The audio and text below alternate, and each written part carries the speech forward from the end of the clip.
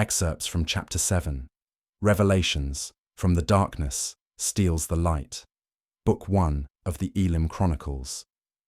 If serving others were deemed a heroic act, then Cecil would undoubtedly stand as the epitome of gallantry. His servile demeanor comes with captivating dramatic flair, drawing all those around him into his charismatic presence. Yet behind his polished facade, I perceive an adept manipulator, full of cunning, deftly maneuvering to advance his own status. Danan, the Third Great Age, 3031. Excerpt 1. Danan's New Beginnings. Slumber and reality converge as Danan awakens from his inertia with a drawn-out grunt, squinting through sticky eyes bound like balls of clay. Danan props himself up, reclining on his elbows, and takes a deep, waking breath. The bright morning sun shines into the huge bedchamber. His mouth is sticky, and his throat drier than ash. Danan's mind searches through thick clouds of mental fog. The warm air is rich and laden with the smell of heady musk and rich spices. A low and muffled voice calls in Danan's hollowed world. "Good afternoon, sir. It's a very welcome sight to see you awake. I thought you may sleep for a great age," Danan mumbles through clotted lips. "Where am I?" His vision swims amidst the bright sunlight pouring through the open windows, casting intricate patterns of light and shadow across the opulent room. "Forgive me, sir. I forgot my manners," the high-pitched voice pipes up again. "I am Cecil, and you are on the estate of Lord Varesh. You've been sleeping for no less than 6 turns of the sun." Excerpt 2. Cecil. Cecil's face is pale and austere, his high cheekbones holding a tight, pretentious smile. "Is the chamber to your liking, sir?" The youth flashes a Cheshire grin of clenched white teeth. A pair of neat, plucked and elegant eyebrows rise in curiosity, above a polished brow with perfect, side-parted, slick black hair. Cecil dons a rehearsed smile, clasping his hands in prayer and tapping his nimble fingertips together. "I dare say this is a little more comfortable than your former quarters." "I've tended to you day and night, sir," Cecil says, perched on a luxurious sleigh sofa at the end of Danan's imposing bed. Danan tugs at clumps of ruffled hair and gawks like a fish in a bowl as he searches for words, adrift in a sea of formality. "The one and Lord Varesh have been most gracious, sir."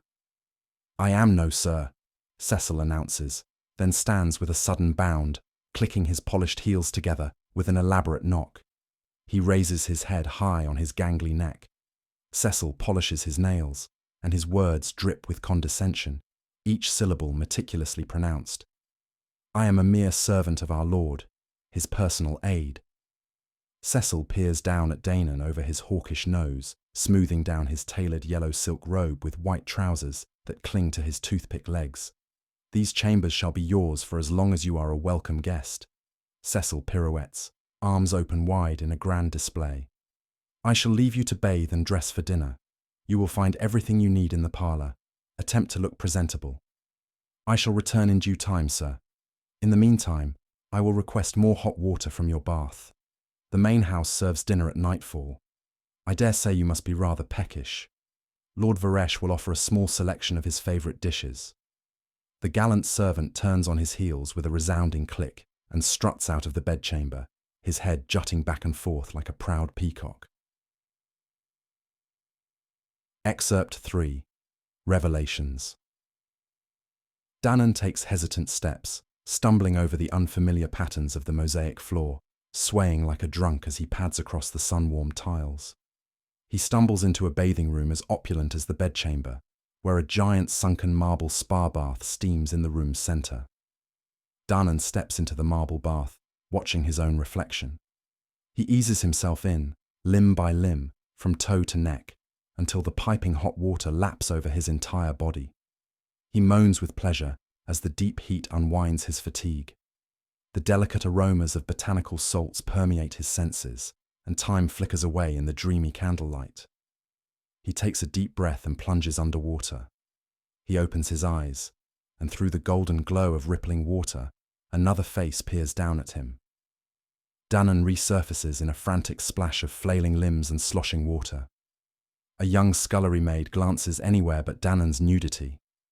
Rosy-cheeked, the maid pours 2 large pails of steaming water into the bath and stifles a giggle in the growing silence. Danan, having spent his life living amongst only men, loses himself in the new anomaly. A woman. He finishes his bath and explores the parlor room and hesitates before the grand parlor mirror, coming to an abrupt stop. The man, unrecognizable to the staring onlooker. His eyes bulge at the surprise of self-recognition. The second revelation, his own reflection.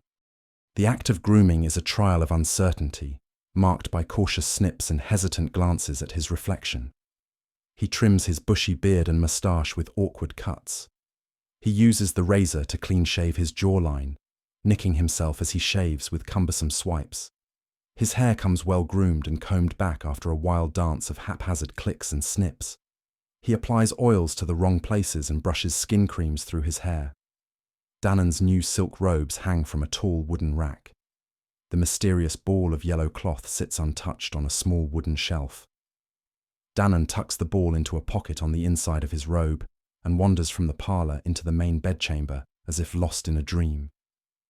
He follows Cecil out of the bedchamber and into the estate courtyard. He looks up into the breathtaking night sky, where spiraling arms of lucid starlight splatter across the void. The courtyard's fountains bubble with sparkling torrents, the droplets falling like precious glassy stones. The washing breeze enchants his senses with jasmine, musk, and heady lavender. Danan comes to an abrupt stop, spellbound by the beauty of the garden. The third revelation is that his new world is beautiful. Do come on. Cecil marches through the garden, leading Danan to a large, double-story villa. Golden light seeps through the villa's closed wooden shutters, and the smell of burning fruitwood wafts in the air. This is where I leave you, sir. Cecil turns on his heels and prances back into the depths of the dreamy night. Danan stands, uncertain, before an open double doorway. Don't just stand there, come in. An authoritative command beckons Danan to step into the light. The darkness steals the light. Coming soon to Amazon and Barnes & Noble. Subscribe now to get exclusive chapter excerpts and be the first to know about the release.